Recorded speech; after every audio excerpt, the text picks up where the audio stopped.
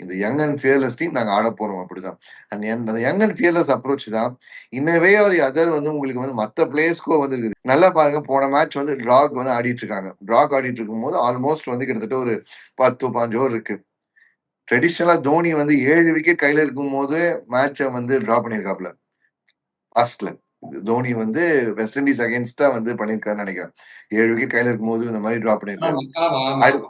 அடுத்து விராட் கோலி இதே மாதிரி வந்து ஒரு இங்கிலாந்து 2016 இங்க வந்து ஆட வந்த போது ஓகே மேட்ச் இருக்கும்போது இன்னும் டைம் இருக்கும்போது டிரா பண்ணியிருக்காப்ல.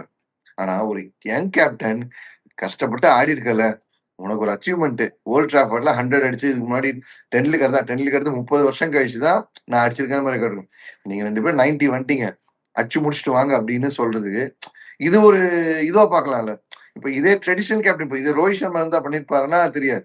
இதே விராட் கோலி கண்டிப்பா பண்ணிருக்க மாட்டார். ரோஹித் சர்மா நமக்கு டவுட் தான், இந்த மாதிரி சாய்ஸ் போவாங்களான்னு தெரியாது. பட் ஒரு யங் கேப்டன் சொல்றாருல, சோ அந்த யங் பிளட் வந்து கூட இருக்க அந்த சீனியர்ஸ்க்கும் வந்து அப்படியே பாஸ் ஆகுதுன்னு நினைக்கிறேன்.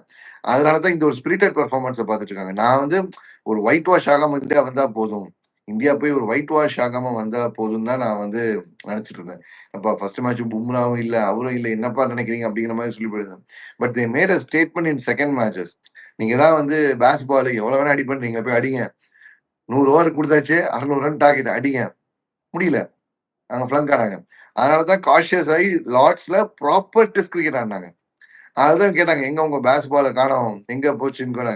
அண்ட் லார்ட்ஸ்ல வந்து அங்க ஃபயர் அப் ஆனாலும் போனாலும் வந்தாலும் அந்த ஒரு மிஸ் ஆனாலும் வந்தாலும் புடிச்சிட்டாங்க. போன மேட்சையும் புடிச்சிட்டாங்க.